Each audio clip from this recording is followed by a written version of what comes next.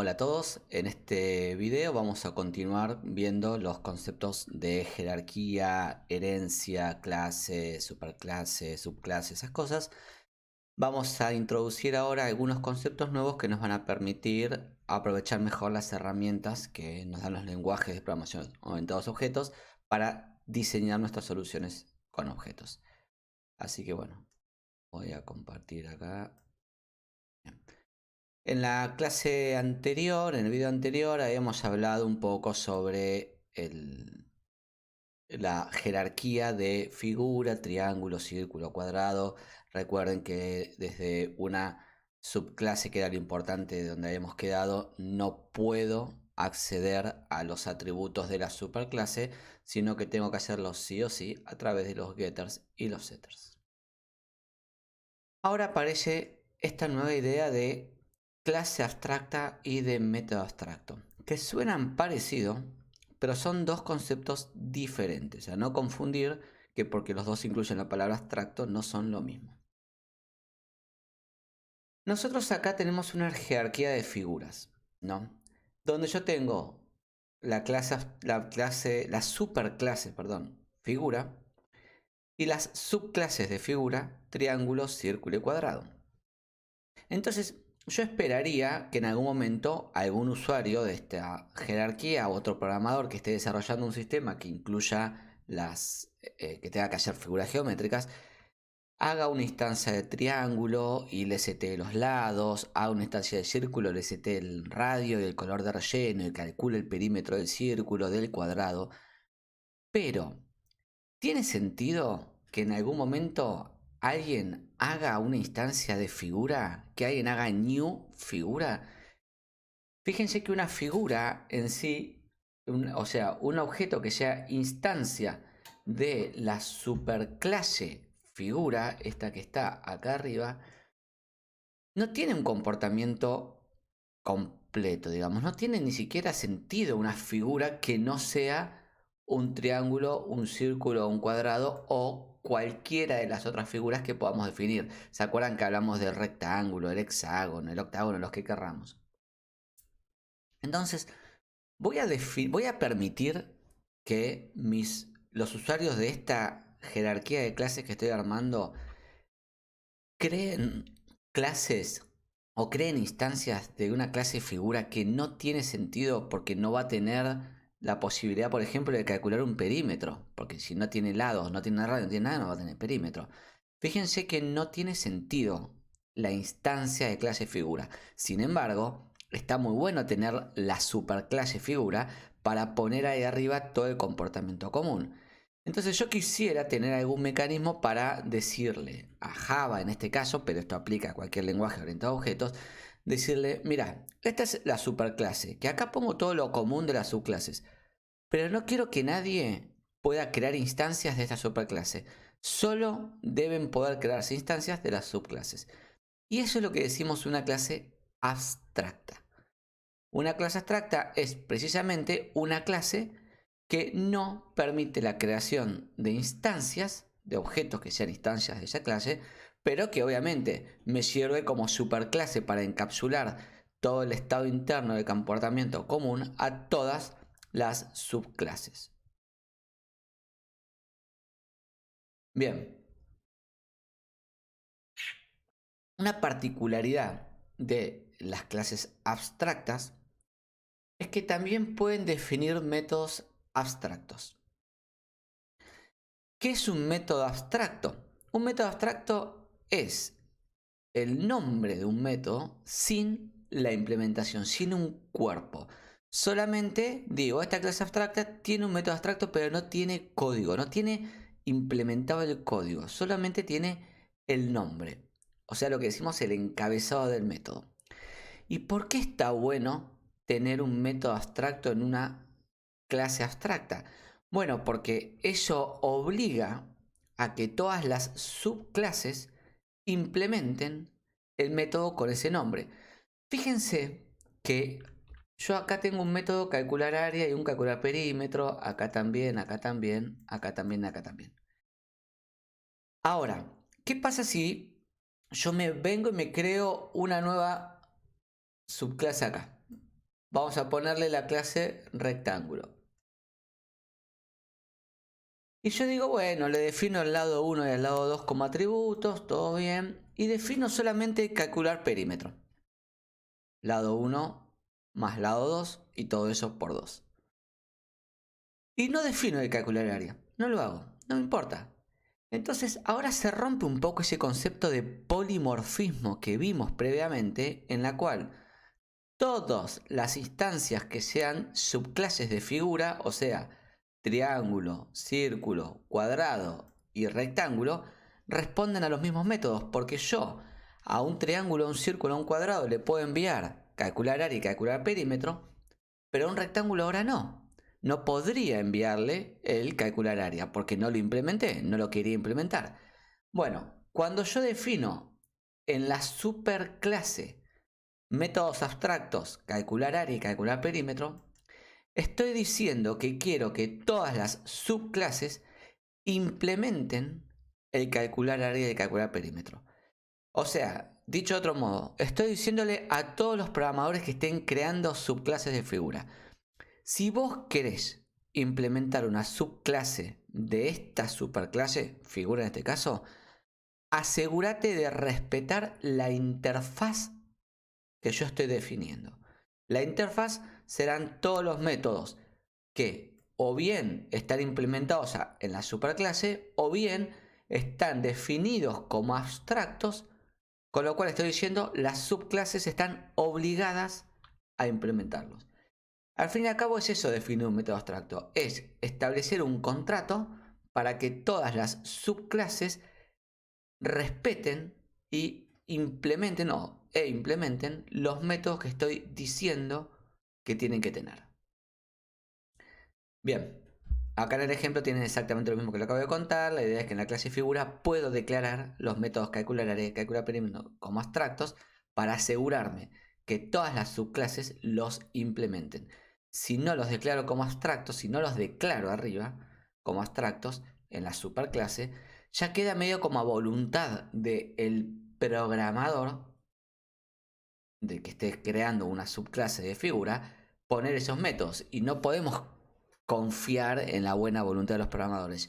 Y alguno dirá, bueno, entonces hago así, los escribo acá arriba, no los hago abstractos, pongo el código de los métodos de calcular área y calcular perímetro, y a lo sumo que las subclases los sobrescriban como el toString. Y yo pienso, bueno, eso funciona, pero ¿qué código va a tener, por ejemplo, en la clase figura, el método calcular área? Si no tiene información para calcular área, ¿qué va a retornar? Null, o 0, o -1. Es incorrecto, estoy poniendo un código mentiroso para justificar el hecho de que una figura que no sea una figura precisa, como un triángulo, un círculo, un cuadrado, un rectángulo, que no sea una figura concreta, sino una figura abstracta, algún tipo de figura n sin ser un tipo de figura concreta, no puede tener un área, no puede tener un perímetro. Entonces me invento código que devuelve un valor que no tenga sentido. No tiene, eso es incorrecto. Entonces, para asegurarme que todas las subclases de figura tengan el método calcular y calcular perímetro, lo pongo como abstracto en la superclase figura, con lo cual les estoy dando un mensaje bien claro a todos los programadores que implementen subclases de figura: tienen que implementar estos métodos en su subclase. Bien, entonces, repito, clase abstracta es una clase de la cual no voy a crear instancias. Método abstracto es un método que no tiene código, pero que está indicando que todas las subclases tienen que implementar ese método abstracto. Obviamente, en una jerarquía como esta, por ejemplo, yo no puedo poner acá un método abstracto.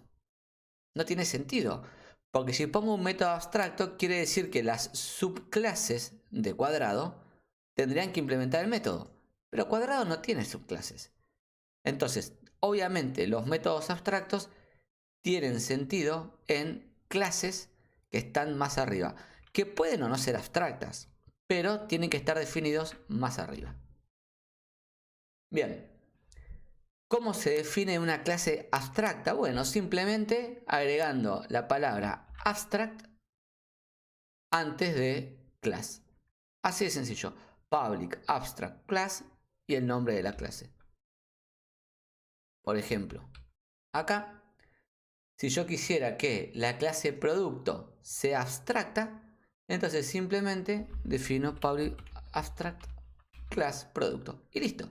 Ahora la clase producto es abstracta. Fíjense que ahora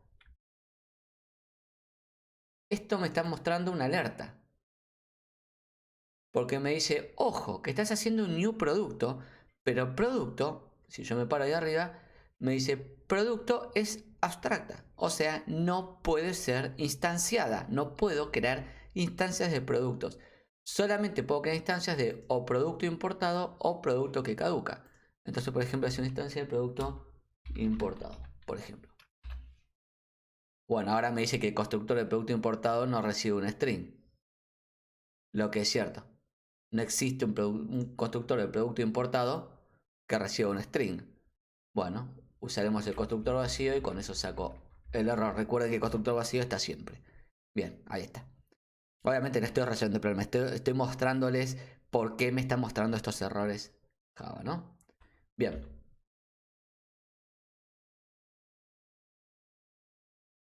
Acá. Además, puedo definir un método abstracto. Para definir un método abstracto, simplemente pongo la palabra abstract antes del tipo de retorno del método. Tendrá su nombre, tipo de retorno, puede tener parámetros y no tiene código, no tiene un cuerpo de código. Acá tenemos los ejemplos, por ejemplo, que en la clase figura tendría los métodos calcular área y calcular perímetro. Por ejemplo, en la clase producto yo podría tener un método public abstract. Vamos a retornar el precio con IVA, por ejemplo. Precio con IVA del producto. Y vamos a poner acá el porcentaje de IVA. Será 1.21, por ejemplo, para el 21%. Bueno, si se fijan, esto no me tira error en producto, pero ahora tengo errores en producto importado y producto que caduca. ¿Por qué? Bueno, porque, por ejemplo, me paro en... Acuérdense que estas dos clases son subclases de producto. Si me paro en producto que caduca, me dice producto que caduca is not abstract, no es abstracto, y no sobrescribe el método abstracto precio con IVA. Entonces me está diciendo, si esto fuese una clase abstracta, está bien, no necesito sobrescribir el método abstracto porque al fin y al cabo nadie va a hacer instancias de esta clase y tendrá que tener subclases. Pero como no es abstracta, alguien podría crear una instancia de producto que caduca. ¿Y qué pasa si le pide a producto que caduca, dame tu precio con IVA? Dice, pero no está implementado, porque está abstracto en la superclase y nadie le puso el código. Bueno, entonces vamos a implementarlo. Le digo, implementame todos los métodos abstractos. Y bueno, acá me pone un código ahí que no me interesa por ahora. Pero lo que sí me interesa es que agrego el método public double precio con IVA, que básicamente retorna el precio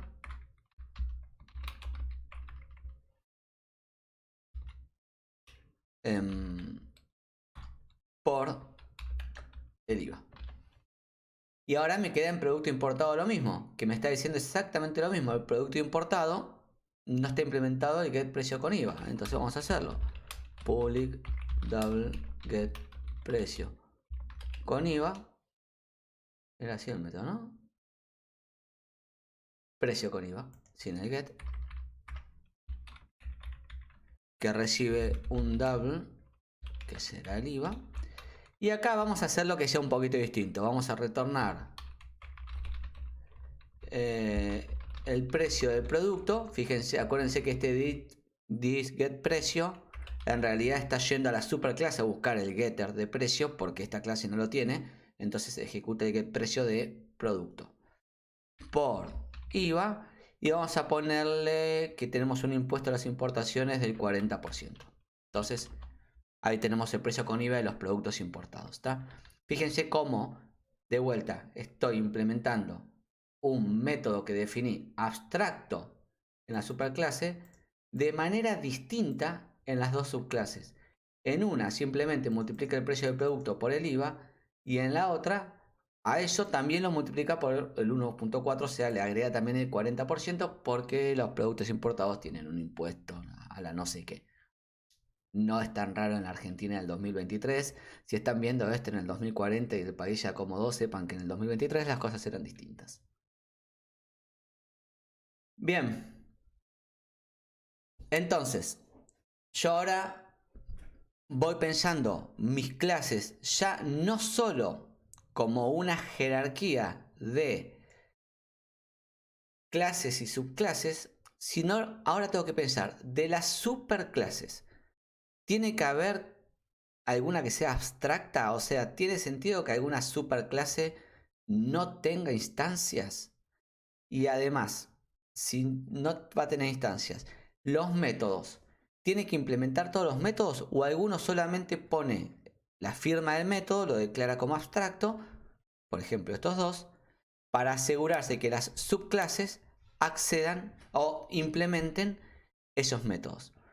Obviamente, las reglas que estamos sumando ahora se suman a lo que veníamos viendo antes, ¿no? Por ejemplo, una subclase extiende a una superclase que puede ser abstracta o no abstracta, no importa eso, extiende a una superclase, con lo cual hereda todos sus atributos y sus métodos, define sus atributos y métodos propios. Y recuerden que una subclase, no importa si la superclase es abstracta o no abstracta, una subclase no puede acceder directamente a los atributos, a las variables de instancia de la superclase, sino que tiene que hacerlo a través de los getters y los setters. Bien, también recuerden, como veníamos hablando hasta ahora, que yo puedo utilizar acá la palabra clave this, indicando que el objeto que está ejecutando el constructor de cuadrado, en este caso, o sea, este método que se está ejecutando acá, sobre este método está ejecutándose este código. Entonces, el objeto que está ejecutando este constructor, this, se mande a sí mismo un mensaje para setear el color de relleno y otro para setear el color de línea. En estos casos, el this no es obligatorio, no es necesario. A mí me gusta aclarar el this por cosas que vamos a ver en otros videos donde usar el this marca la diferencia. Pero bueno, no es obligatorio en este caso usar el this. ¿Por qué? Porque al fin y al cabo se entiende que este set color de relleno está implementado en esta misma clase y si no estuviera acá, por el método de búsqueda que implementa el Java o cualquier lenguaje orientado a objetos, se va a fijar en la superclase. Si no está implementado en la clase que lo está ejecutando, va a buscarlo en la superclase. Y si no estuviese en la superclase, va a buscar ese método en clases cada vez más arriba. Bien. Y esto se puede generalizar. Fíjense que yo acá tengo un lado igual, un lado, y en realidad yo podría setear un lado con usar el set lado. En la clase cuadrado podría usar set lado y pasarle el parámetro a un lado. Y me dicen, bueno, pero es lo mismo si lado solamente lo tiene el cuadrado, entonces podría directamente acceder a la variable instancia al lado sin necesidad de usar el setter. Y es verdad, eso funciona de momento igual. Pero ¿qué pasa si al momento de setear el lado yo quiero hacer algunos controles? Por ejemplo, que el lado sea mayor a 0. El lado de un cuadrado no puede ser 0. Y no sé, estoy haciendo cuadrados de tamaño par. Entonces quiero asegurarme que el lado sea un número par. Entonces, o hago que cada constructor de cuadrado verifique que el lado cumpla con las restricciones que estoy poniendo ahora, o lo hago solamente en el setter de cuadrado y en los constructores de cuadrado, que recuerden que puedo tener un montón de constructores para una misma clase, simplemente invoco al setLado con el valor que recibí por parámetro y será el setter el encargado de controlar que se cumplan las condiciones. ¿Se entiende eso? Entonces está bueno ver que siempre que puedo, voy a tratar de invocar a un método del objeto en vez de acceder a las variables de instancia. Y en lo posible, uso las variables de instancia, accedo a las variables de instancia solamente en los getters y las modifico solamente en los setters. Acá siempre también viene un poco el debate de la eficiencia. Bueno, pero estás modificando el valor de una variable, para eso estás invocando un método, que eso implica poner en la pila de ejecución del programa un bloque de código, o sea, poner el espacio para eso, copiar las variables porque encima de todos los parámetros son por valor. Sí, es cierto, hay una pequeña degradación, podemos decir, desde el punto de vista de la eficiencia, pero acá no nos preocupa tanto la eficiencia, sino que nos interesa que el código sea lo más reusable y que no haya repetición de código. Si yo necesito controlar las condiciones del lado, cada vez que asigno el valor lado en 2 o 3 lugares, ya estamos mal. Ya si repetí el mismo código 2 veces, no está bueno. Algo no estoy haciendo bien. Bien, entonces podría quedar directamente así. Set lado, le paso el parámetro a un lado. Este parámetro se lo paso al setter de lado y listo. Y lo mismo cuando quiera calcular el perímetro, cuando quiera calcular el área, siempre utilizar getters y setters para acceder a las variables de distancia. No es 100% obligatorio esto, quiero dejar en claro porque muchas veces se quedan con la idea, si hago esto, desapruebas, si accedes directamente a la variable de distancia, desaprobas. No es terriblemente grave acceder directamente a una variable de distancia dentro de la misma clase. Dentro de la misma clase, obviamente, ¿no? Ahora, no es conveniente. Y más allá de lo que evalúa la cátedra, lo que uno considera que está bien o está mal como profesor, la realidad es que en el día a día de la programación de objetos, cuando uno trabaja realmente en esto, es lo más común utilizar getters y setters y es súper raro acceder desde algún método de la clase a los atributos directamente de la clase. Entonces, acostúmbrense mientras antes puedan a getters y setters, al uso de getters y setters, incluso en la misma clase, y se van a sacar un problemón de encima. Bien, bueno, lo otro es para otro video, así este no me queda tan largo.